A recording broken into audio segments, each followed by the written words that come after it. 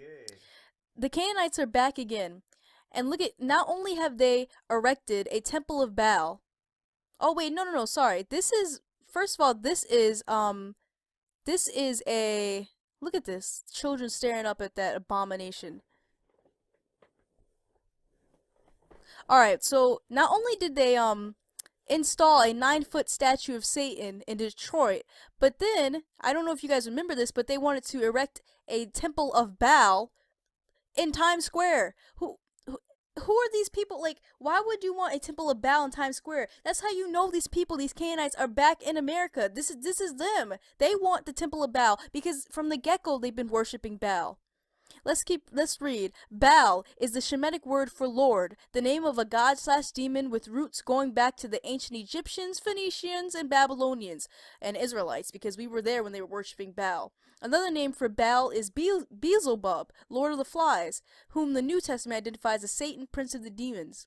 Michael Sindo reports for End of the American Dream, March 26, 2016, that the Temple of Baal, aka Temple of Bel, was a world famous landmark that was located in Palmyra. Bullcrap, they had that over here in the Americas. Attempt to preserve history. Two exact replicas of the 50-foot arch that had stood at the entrance to the temple will be erected in April 2016 in Times Square, New York.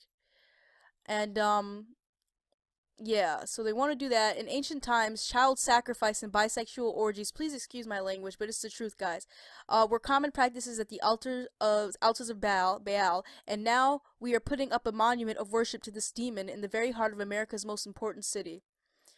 Ritualistic Baal worship in some looked a little like this. Adults would gather around the altar, and these are the Canaanites, okay? These are the white people, the Caucasians. This is what they stem from. Their ancestors did this, and they still do this. The people that the Canaanites in higher power, they still do this. But this is what they were doing before, when we were sharing the land with them because we didn't murder them, like Most High said. Baal worship, it looked a little like this. Adults would gather around the altar of Baal. Infants would then be burned alive as a sacrificial offering to the deity. Amid horrific screams and the stench of charred human flesh, congregants, men and women alike, would engage in bisexual orgies. Once again, excuse my language. The ritual convenience was intended to produce economic prosperity by prompting Baal to bring rain for the fertility of Mother Earth. Now, Mother Earth should bring you something. Don't these white people always be talking about Nature? Mother Earth. Gotta love Mother Earth. Mother, mother, mother. The worship of the female mother. They even call the time of the month for women, what is it? Mother's Gift or something like that. Just crazy stuff. Come on, this is them guys.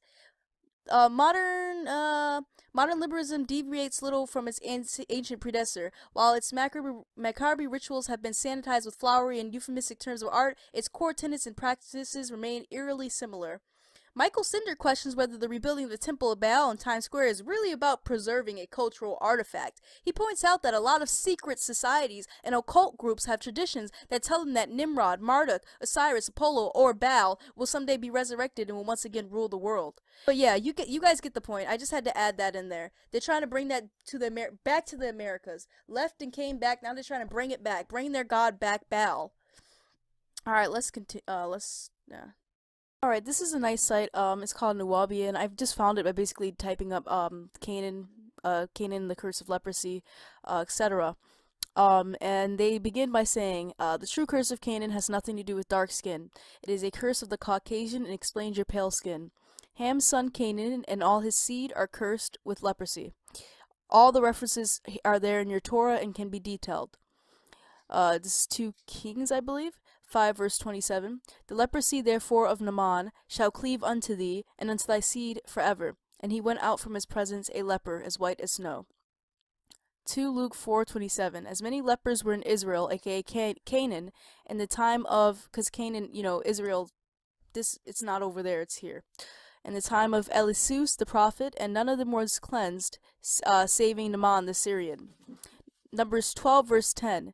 And the cloud departed from off the tabernacle, and behold, Miriam became leprous, white as snow, and Aaron looked upon Miriam, and behold, she was leprous. Now let me just jump to something real quick.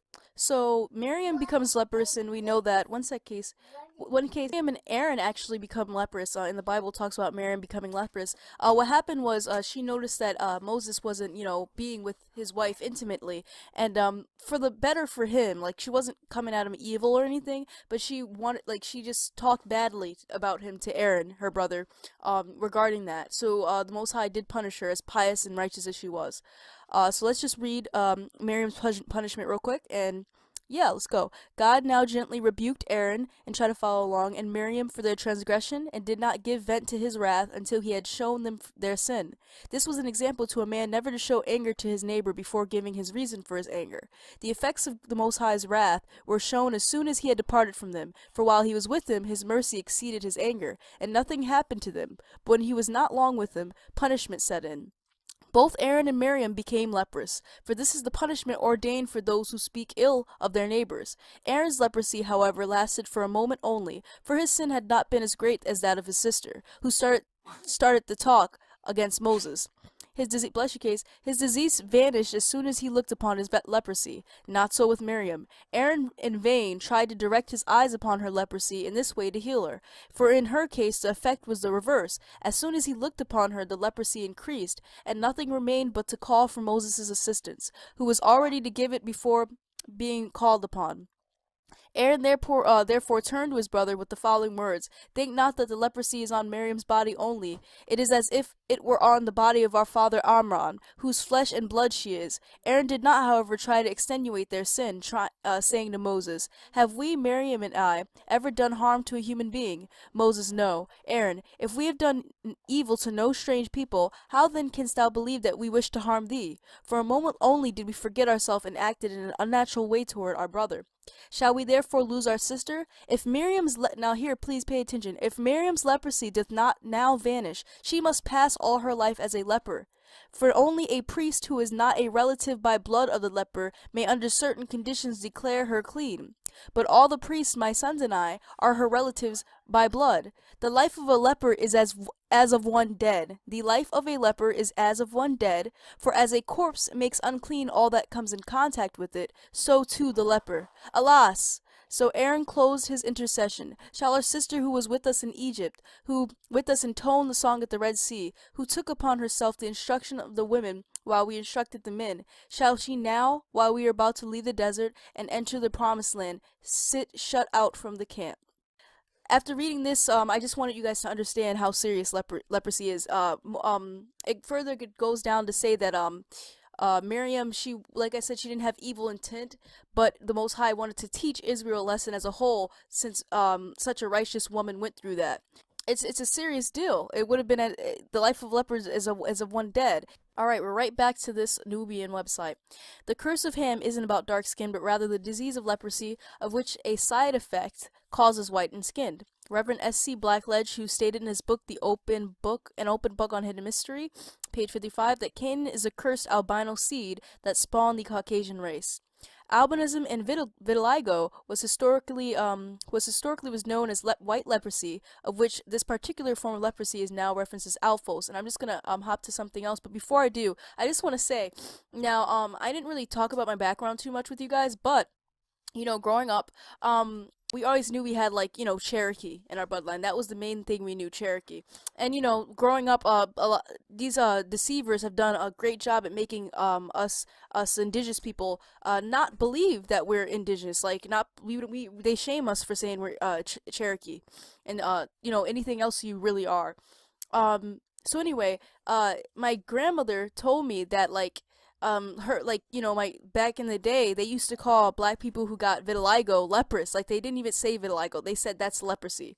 So like, they knew what it was, you know what I mean? Like, there's a reason why us Negroes, when we saw another Negro with whitened skin or patches, we'd say that he leprous, because we knew about it. But anyway, let me just jump over to the whole alphos thing real quick.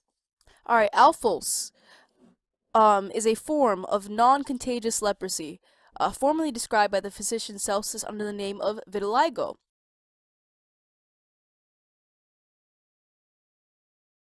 Vitiligo is a chronic skin condition characterized by portions of the skin losing their pigment. It occurs when skin pigment cells die or are unable to function. Aside from cases to contact with certain chemicals, the cause of vitiligo is unknown. Wonder why it's unknown. I just want to show you guys something interesting that I found. Okay, so this white guy, he's just a normal Caucasian, whatever, normal Canaanite, and yeah, he injected himself. He did regular injections of melanin, and in the picture I show you next, like, he really does look, he really does look like it, like a black folk, like a indigenous person. Like, it's crazy. One sec. I kid you not. This is the guy. How do I zoom out? Somehow I zoomed back in. Oh, okay, this is him, guy. After injecting himself, dude. Legit. Just, fun fact. My goodness. Whew. All right, so in my in the video, I put how the Canaanites, when Joshua led us into our land, we murdered a lot of them, but we did not murder all of them, which was against the command of the Most High. So some of them were able to flee away. Oh yeah. All right, let's begin here. When the Joshua the son of Nun entered the promised land at the head of the children of Israel, try to follow along, sorry, he set about implementing the commands of Jehovah, God, regarding the Canaanites in the land. When the Lord your God brings you to the land that you are about to enter and possess, and he dislodges many nations before you, the Hittites, the Girgashites, the Amorites, the Canaanites, the Perizzites, the Hivites, and the Jebusites, 7 nations much larger than you, and the Lord your God delivers them to you, and you defeat them, you must doom them to destruction, grant them no turns, and give them no quarter. This is what you shall do to them. You shall tear down their altars, smash their pillars, cut down their sacred posts, and consign their images to the fire. You shall destroy all the peoples that the Lord your God delivers to you. Show them no pity. The Lord your God will dislodge these people before you little by little. You will not be able to put an end to them at once, else the wild beasts would multiply to your hurt.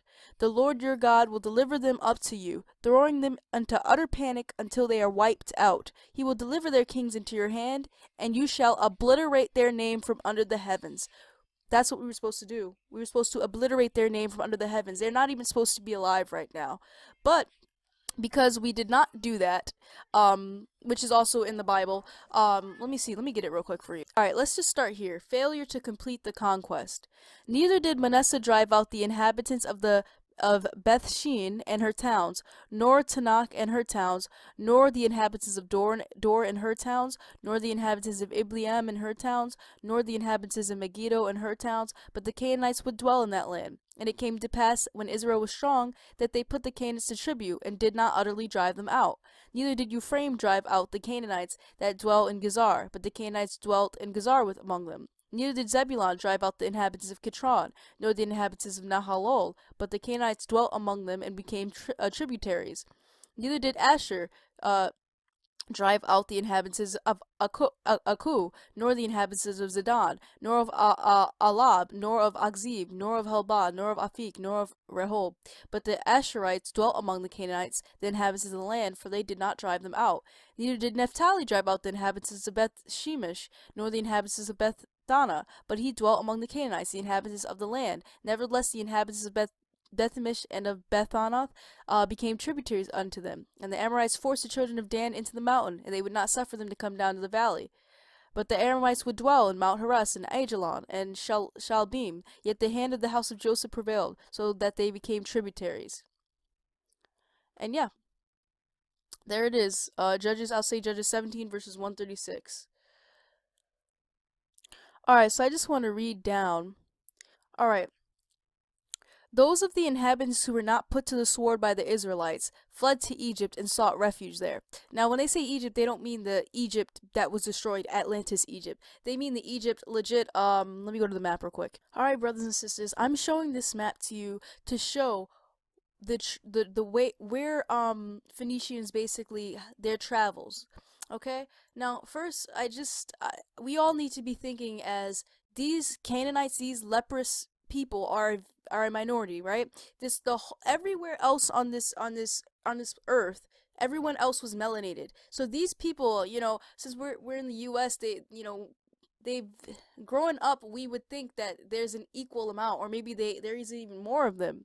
But that's not the case. In fact, there's only more of them here is because they slaughtered most of our people and continue to kill us with the food, abortion, and all that other stuff they're doing to us, like we're a science experiment or something. But they're a very small minority. They were living on our land for probably I'm thinking 400 years, and that's based on the website I was just reading. They were living on our land, and when we came here, Joshua, we slayed a lot of them, and they fled. Now, as I read previously, it said those inhabitants who were not put to the sword by the Israelites fled to Egypt and sought refuge there. In his book Revelations of World and the Religions Observed in All Ages record this flight. Procopius affirms that all the seacoast in those times from Sidon to Egypt was called Phoenicia, and that when Joshua invaded them, those that were killed, left their country and fled into Egypt. So Sidon to Egypt was known as Phoenicia. So let's go back to the map. So we see Sidon and we see to Egypt. So this is, as it says, Phoenicia. So it looks like they went from like this area, and this area is known as Lebanon now. Who's Lebanese? White people, Caucasians. So it goes from this area. It looks like they pushed further into Egypt. They head to North Africa, but they couldn't stay there for too long. And it looks like they're going to places. Also, some of them went to Anatolia as well, and stayed in the Asia Minor as well. They just spread all over the place. They went to, seems like right now they're going to places like Sicily, Sardinia. Yep, this site I'm reading also mentions Sardinia. And they went to, and then it looks like that's just an easy travel to get into Europe. Because some of them did go to Europe. You can either go this way or this way. But yeah, they left our new world and fled to these areas. So let me just keep reading. Alright, after a victorious campaign, Joshua, let me just go down a little bit. and the Israelites returned to Gilgal for a period of time before launching any more campaigns against the Canaanites. Because when they first began, um, Joshua and Israelites crossed the Jordan River just north of the Dead Sea. They camped a while in Gilgal. Then they moved to take Jericho and Ai. Afterwards, they returned to Gilgal. After making peace with Gibeon, Joshua led the Israelites through the valley of Ajalon to defeat the 5 Amorite kings. And then, so they returned to Gilgal for a period of time before launching any more campaigns against the Canaanites. The Canaanites who had fled the country, however, pushed further into Africa. According to this map, it does look like it. Egypt, and then it looks like they keep going further into Africa. Push further into Africa. There in Egypt multiplying, the Canaanites pierced further into Africa where they possessed all the tract until the Pillars of Hercules speaking half Phoenician. Close to the Pillars of Hercules, on the African side, the vanquished Canaanite refugees built 2 cities. They, the Canaanites, built the city of Tinge and Tangar in Numidia, where were 2 pillars of white stone placed near to a great fountain in which the Phoenician tongue was engraven. We are Canaanites, whom Joshua the thief chased away. So it said this: they built the city of Tinge and Tangar, Numidia, where there are 2 pillars of white stone placed into a great fountain, in which the Phoenician tongue was engraven. I repeat, we are Canaanites, whom Joshua the thief chased away. Now let me just see something real quick. I was looking for the pillar, the stone or whatever, where the Canaanites built them, but I found more like reaffirming proof. This site also has exactly what I was going to read, but Thracians were American Indians. By that, Thracians are the Canaanites. Funk and Wagnall's New Encyclopedia defines the boundaries of Thrace in much the same manner, adding that the Thracians were a barbaric, warlike people who established their own kingdom in the 5th century BC. Also, the Thracian tribes tattooed themselves, thus being distinguished from the Celtic tribes. Tattoos! White people! Why do black people tattoo themselves? Why do we tattoo ourselves? It don't even look right. We have browns. They tattoo themselves because they have white, pale skin. Tattoos work with white, pale skin. Anyway, let's keep going. These Caucasians who tattooed themselves, they came to Scotland and became Picts. It is there that there came a troop of the soldiers of the Pict folks, a name the Canaanites were called by other nations. On account of the fame and glory of that sea expedition of Galam, they having had knowledge of one another from the time he was in Thracia with his people. I guess Thracia is another name for Canaan. Each of them welcomed the other, and they joined their treaty in friendship on each side. When they were agreed together, the Picts Canaanites complained to them of the narrowness of their land and territory in Thracia and in Pictland. Galam, Gathalus, with his brethren and his children, promised that they would give help and military alliance with them to contend for another territory and fair heritage, and that they would be united against their enemy as though they were brethren. Until that, they, Gathalus and his people, should get rest and should desist from the sea journeyings and wanderings in which they were. Why were they sea journeying? Why were they wandering? Because they were fleeing from their land, looking for some other place to settle. And that's when they came amongst this place. I'm going to keep reading.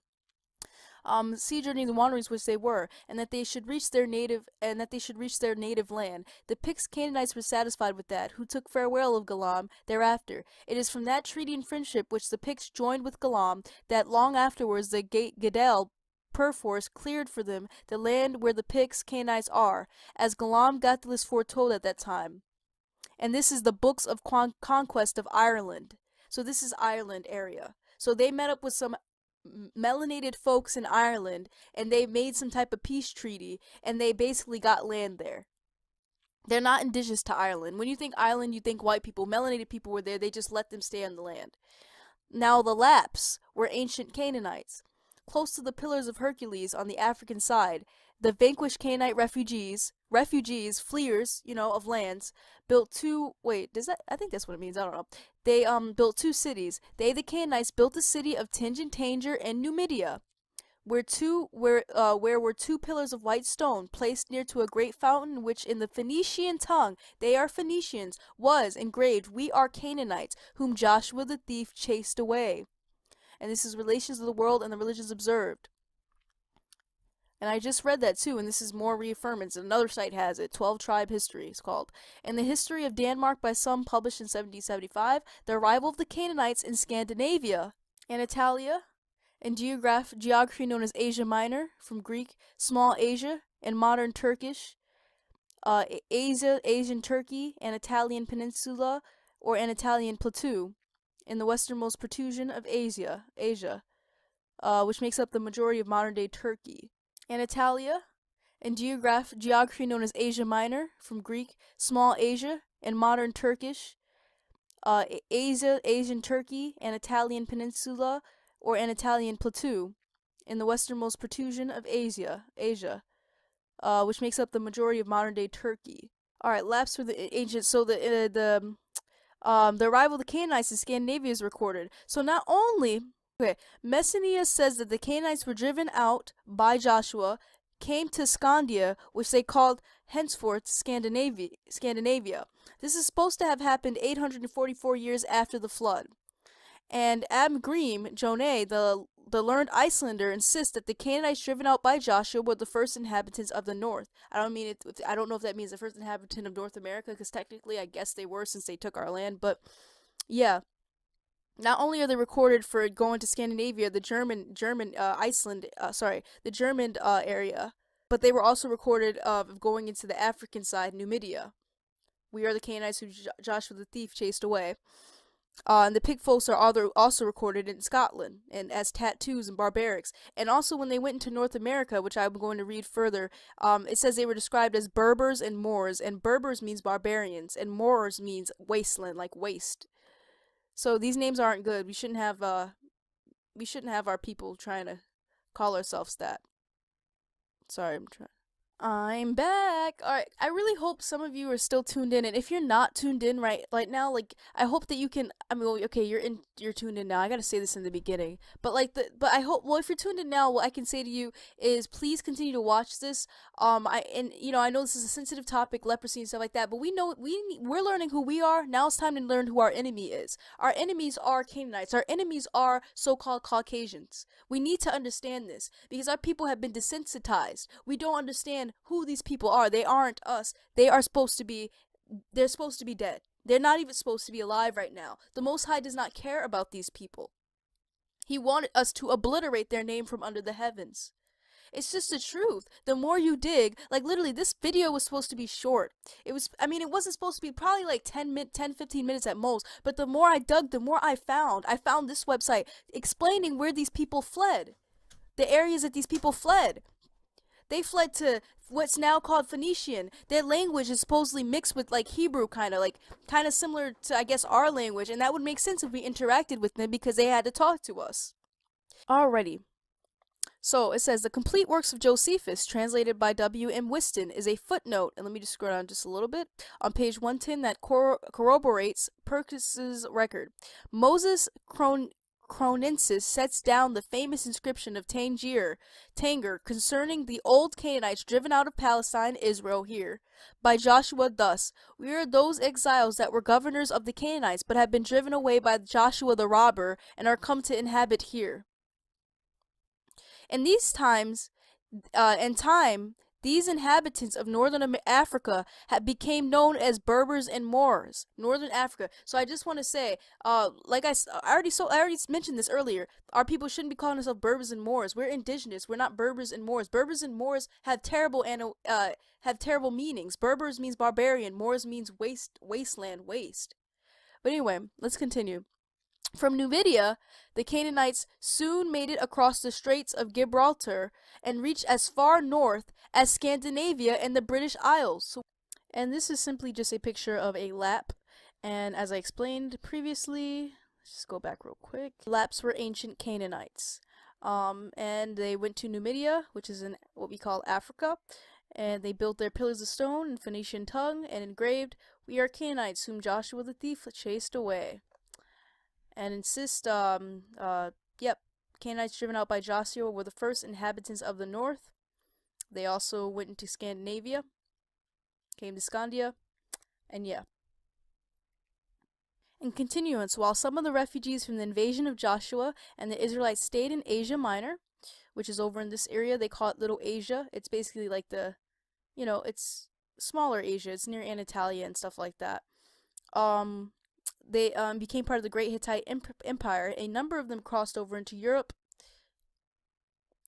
which would make sense. So here's Asia. A number of them crossed over into Europe and traveled to the area of modern Scandinavia and Britain. as I just talked about previously. The evidence of this migration was left in an unusual way. The supreme god of the Canaanites was the weather god. And this is also a really good revealance because they worshipped the bull. They always worshipped like the bull and all kinds of stuff like that. And it says that the supreme god of the Canaanites was the weather god. Archaeologists have uncovered representations of this deity mounted on bulls at sites all across the map of Europe. Archaeological sites that have yielded representations of deities mounted on bulls leave a migratory trail of dots across the map. The route runs from Syro-Hittite area along the Danube to the Lower Rhine and the British Isles. Let's go down a little bit. Theodore Bossert, a leading Hittologist, included a map showing all the sites that have yielded the deity. In his book Atlanatolian, the map clearly shows that the sites run a straight line from Syria, over here, to Bogazgoy in Anatolia, and from there along the Danube to the Rhine, with an offshoot veering left to Italy. This god mounted on a bull is the Hittite weather god, a particular fine example from the Roman period. Portrays him complete with all his attributes, and riding a bull we find at Hedernheim, now part of Frankfurt am Main, early in the present century. What then did this weather god mounted on a bull represent? Now this is the winning thing. I hope you guys, understand so far. This is the winning thing. Amihi Mazar provides the answer. In the Canaanite religion, the bull was the accompanying animal and symbol of Baal, the storm god. In several Canaanite and later Syrian artistic depictions, the storm god is seen standing on the back of the bull. These Canaanites worshipped Balaam, and we started to worship Balaam. Let me find you the scripture. Alright, so it talks about how Israel's unfaithfulness. Judges 2 verse 11. And the children of Israel did evil in the sight of the Lord, and served Baalim. And they forsook the Lord, God of their fathers, which brought them out of the land of Egypt, and followed other gods, of the gods of the people that were around them, the Canaanites, and bowed themselves unto them, and provoked the Lord to anger. And they forsook the Lord, and served Baal and Ashtaroth. These same Canaanites back then were serving the same God, and it's saying that in this site that I'm reading is saying that these Canaanites who had fled, these Canaanites who had fled had worshipped the weather god mounted on a bull, was a company animal and symbol of Baal. These are the same people we're talking about. I can yell and scream and shout as much as I can, but it's up to you guys to literally look deeper. Like, I can only do so much, you know what I mean? Like, I'm so serious. I can only do so much. If you want to continue to have sympathy for these people, to feel some type of way for these people, then so be it. I'm just gonna let you know straight up, I'm not gonna, I can't, like, just know how I feel. Because when I go out there, just know how I feel. If there are lepers amongst me, I'm separating. I'm not going to try to find Moses with some abominable people with me. That makes no sense. These people are cursed, okay? And that's all I gotta say. And yes, I'm angry because it's serious. Like, our people, like I said, have been desensitized. We don't understand. If we know who we are, it's essential we know who our enemy is. They know who we are. The Canaanites know who we are. Why don't we know who they are? That's what we need to know, who they are. Let's keep reading. Cult places where Baal was worshipped in the form of a bull have been uncovered in various parts of Palestine. On a high note, in the northern Samarian hills in the heart of the Israelite settlement region, on an open cult place has been found, which perhaps one of the 4 examples known as high places, etc. Bronze statues of bulls are to be found throughout Canaanite culture, particularly of Hazor and Ugarit. In the History of Denmark by Sum, published in 1775, the arrival of the Canaanites in Scandinavia is recorded. Messenius says that the Canaanites, which were driven out by Joshua, came to Scandia. Was Scandia on here at least? Dang, Scandia's not even on here. Came to Scandia, which they called henceforth Scandinavia. This is supposed to have happened 840 years after the flood, and Angrim Jene, the learned Icelander, insists that the Canaanites driven out by Joshua were the first inhabitants of the north, and I'm thinking North America maybe is what they meant, but it cuts it off right here. I'm gonna have to look deeper into that. And it says, by the time Gathalus and his followers reached Germany in the decades immediately after following the Exodus, they found the Canaanites already in residence there.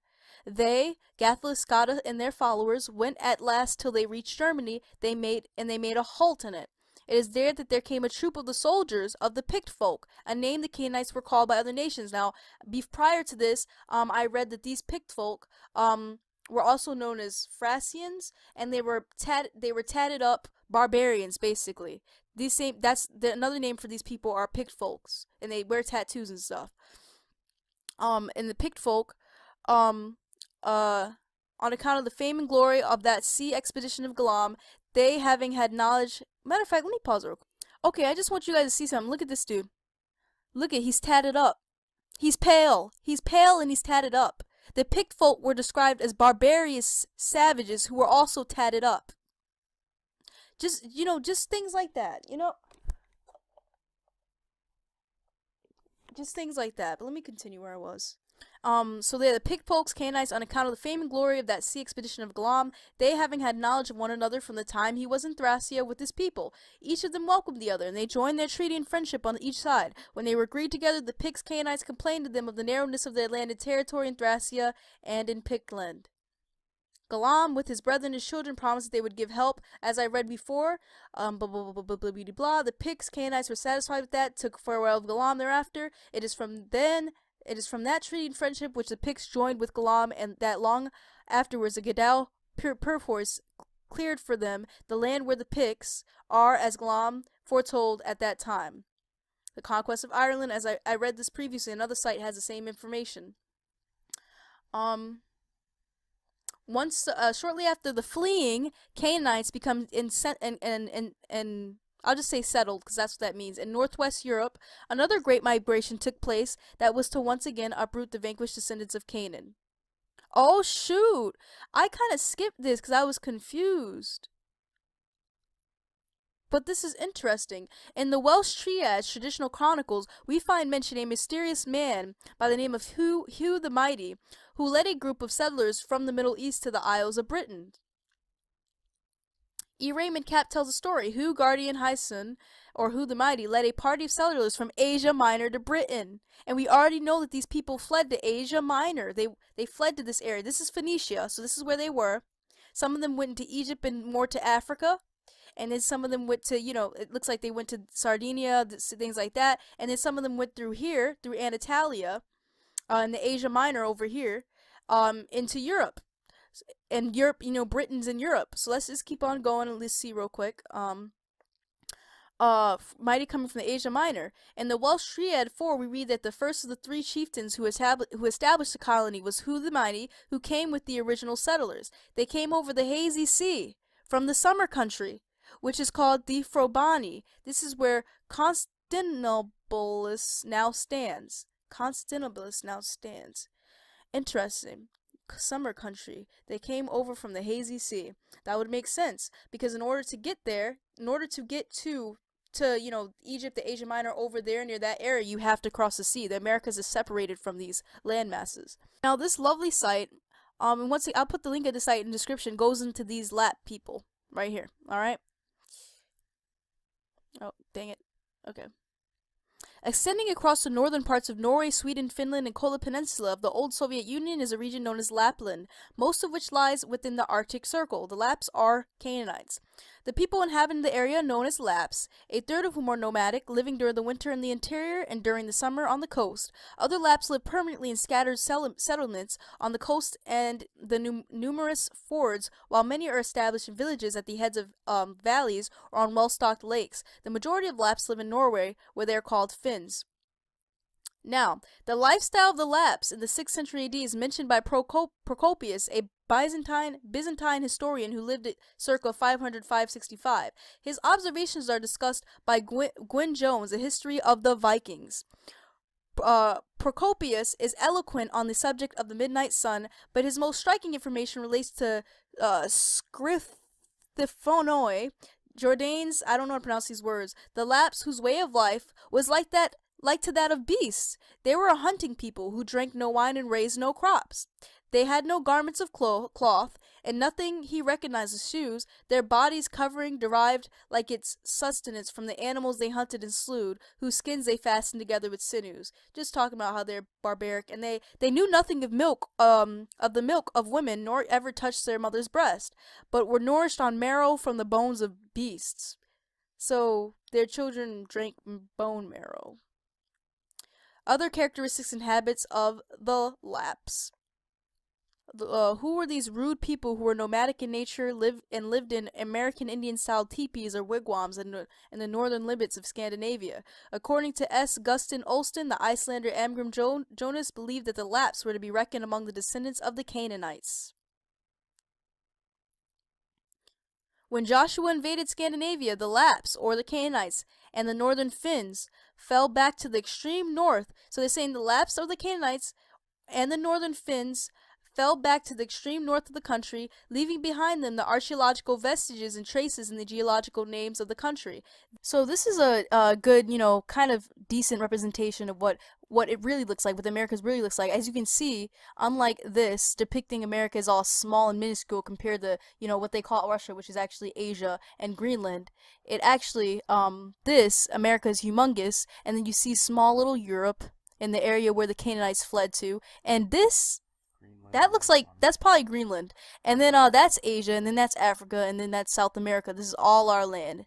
All right, so now I'm just gonna have Chris explain to you, the whole thing about us, Joshua pushing them into the north, into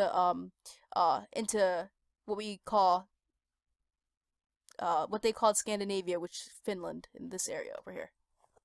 Yeah, so we must have started down here, right? We did. We came through here. It's recorded somewhere in Mexico. I forget the city exactly, but that the sun stopped. So Joshua was clearly here. And when it says they pushed him to the far north, this is the far north they pushed him to. They had to still get out the land of Canaan. They were terrified for their lives. We were still pursuing them. They went over here. This area is actually much smaller, but Finland is actually modern day Scandinavia. So this whole area right here is Phoenicia. Today, Lebanon's called Phoenicia, but this is the area they fled to. Now, imagine this on a map that is actually, oh, where is it? That is actually on this scale, and you can see them coming down from here. Much closer. It's much closer than it looks. But where's the map? Yeah. The far north was here. They Nothing took place over here in terms of Joshua. So just wanted to Yep, now moving on. They, the Lapps, were the Swedish Indians, they call them, receding before the advance of a powerful conquering race, who was Joshua. So basically saying that these people are the so-called Finns in Scandinavia and etc., who were fleeing from Israel, and they were barbaric, had no clothes, didn't make any crops, hunted, and fed their children bone marrow. Alright, let's see. What else can we learn? Rude people. In Scandinavia, one can read of researching to learn the origin of culture which was foreign to the Scandinavian countries. Nilsson mentions archaeological relics on Earth and contemporary traditions among the people. The former, because of their beautiful shapes and above all their strange drawn figures, point to the Orient, Phoenicia, and Egypt. The latter point just as clearly to an old Canaanite Phoenician sun worship. I have followed these traces as carefully as I have been able. Clearly the present-day Lapps are the descendants of the Canaanites, known to Greek and Roman writers as Piki and Pukini, respectively. The flight to Ireland. The northern limits of Scandinavia was not the only area the fleeing Canaanites migrated to. Records were else the Canaanites traveled to. It happened that the nation of the Picts, coming into the ocean from Scythia, as is reported in a few long ships, the winds driving them about beyond all the borders of Britain, arrived in Ireland and put into the northern coast thereof, and finding the nation of the Scots there, requested to be allowed to settle among them. The Scots were melanated. They just asked to settle among them. Now when you go on Google, when you type up Scottish people, all you get is those pale people. Alright, so Simus McManus also tells the story of the arrival of the Canaanites in Ireland. So we got Scotland, we got Ireland. It was in his reign, continues the legend, that the The Krutnik or Picts arrived from the continent. They landed in the southwest at the mouth of the river Slaney. A tribe of Britons who fought with poisoned arrows were at the time ravaging that corner of the island. The Picts helped to drive out the marauders, and in reward were granted a settlement there. From Crimthan, the chief of that quarter. Afterwards they had an outfall with Crimthan, and it was decided that they should be passed into Alba, or Scotland. So he went from Ireland to Scotland. Herman, king of Ireland, remember the promise his father Gathlus made to the Canaanites when he passed through Germany with his people many years earlier. Bede, the king English historian and theologian, recalls how Herman kept his father's charge, that after the Britons coming over from America, as it was reported, being at the south, had made themselves masters of the greatest part of the island, it happened that the nation of the Picts, coming into the ocean from Scythia, arrived first in Ireland, whence by the advance of the Irish they sailed over into Britain and began to inhabit the northern parts, Scotland thereof, for the Britons were possessed of the southern.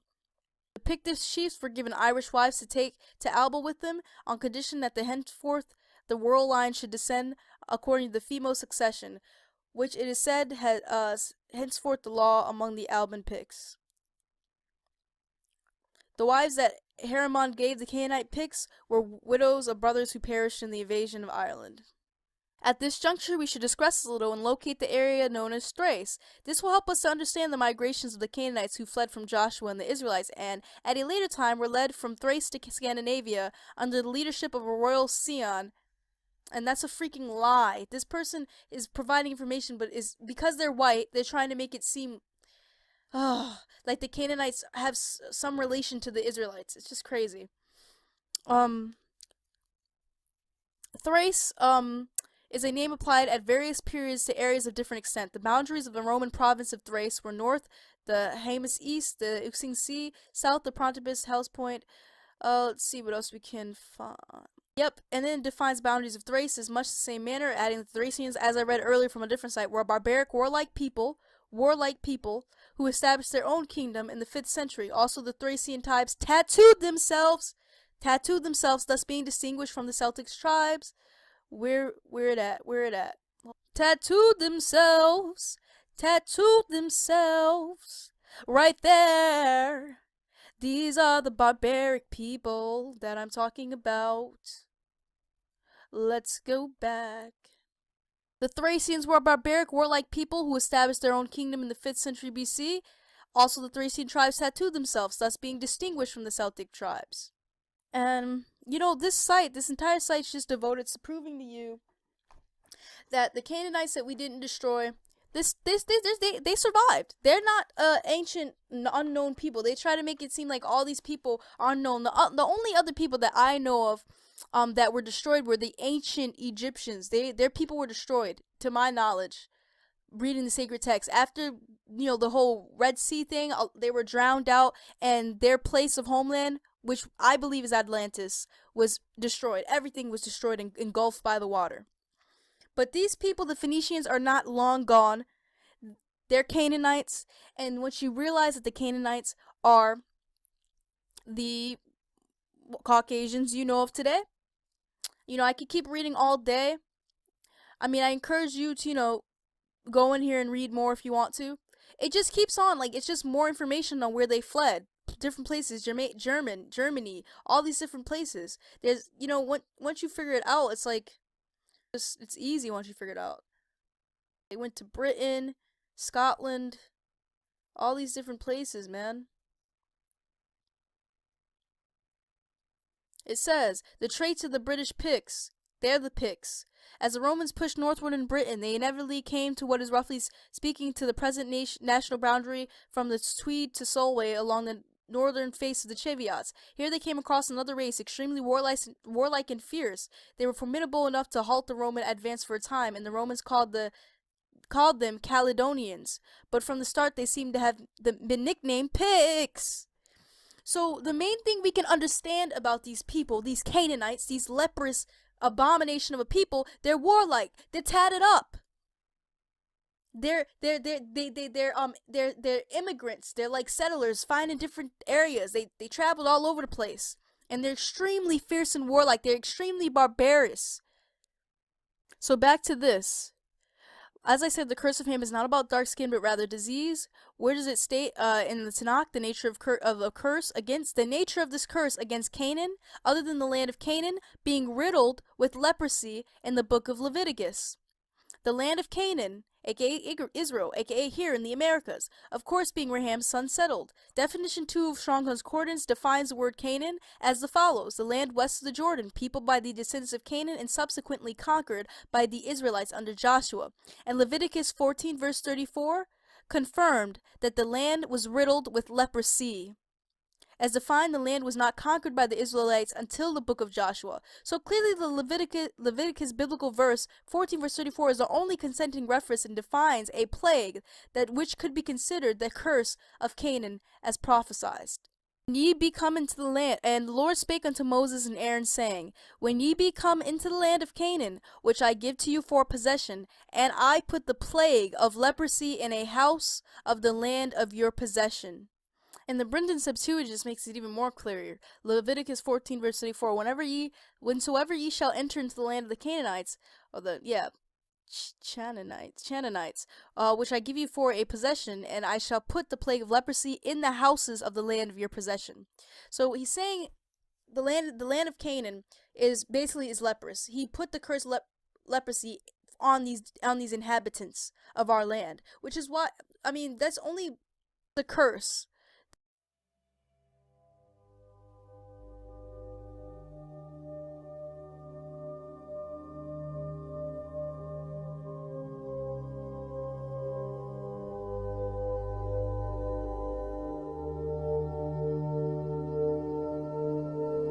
When Aaron heard of the death of his sons, he said, all Israel saw thee at the Red Sea, as well as at Sinai, without suffering injury thereafter. But my sons whom thou didst order to dwell in the tabernacle, a place that a layman may not enter without being punished by death, my sons entered the tabernacle to behold thy strength and thy might, and they died.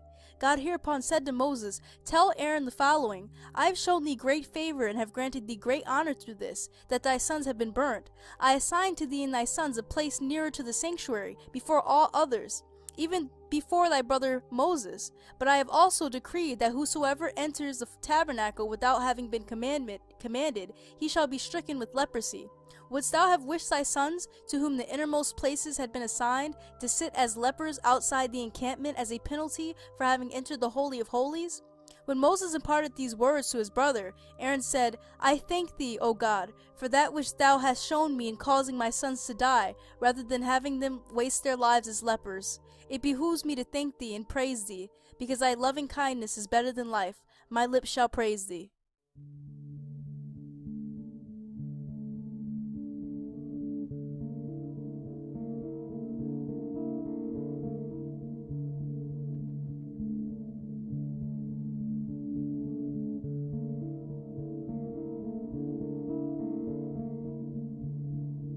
Numbers 5 verse 2. Charge the children of Israel, and let them send forth out of the camp every leper, and every one who has an issue of the reins, and every one who is unclean from a dead body. Brenton English Septuagint. One thing I noticed is that pretty much every other Bible or whatever leaves out of the reins. That's why I chose the British Septuagint when it says if anyone has a issue of the reins, because when I searched up the definition of reins, as soon as my cursor stops loading, aside from reins meaning other things like a horse bridle or anything like that, it means the controlling or directing power, and then it can be used in this context, the reins of the government. So who's the controlling power? Who made this law? It would make sense that of the reins means if you have an issue of the controlling power, of who declared this to be happen. So you send out the leopard and any or everyone who has an issue of the reins, of the controlling power, of the person who declared this, and anyone who's been defiled by a dead body. I mean, there gotta be a reason why they left out of the reins and pretty much everything else. I've looked at it. They have either discharge or an issue. They have just an issue. There's no reason why they should be leaving out that extra part. But when you realize the definition of the reins, the controlling or directing power, you realize it's not talking about discharge. It's talking about what has been declared, of the controlling or directing power. I like to explain Numbers 5 verse 2 by saying that this verse takes place after Israel was cured and of their crippledness and after they received the Torah. So now they're all clean and sanctified. Any Israelite who would have afterwards received leprosy, or who would have had a problem obeying the reins, or with the reins, obeying the command, or would have become defiled by touching the dead, they would have to leave, because Israel had just become sanctified, and there's no way a leper or defiled person can be in the camp after Israel is sanctified. Also, this is regarding Israelites. Only not This is regarding Israelites only, not any other nations, especially not the Caucasians, because they're leprous. They're a different nation and they're leprous. They're cursed. When the Israelites had departed from Egypt, they were extremely crippled, as we're going to be when we leave the cities.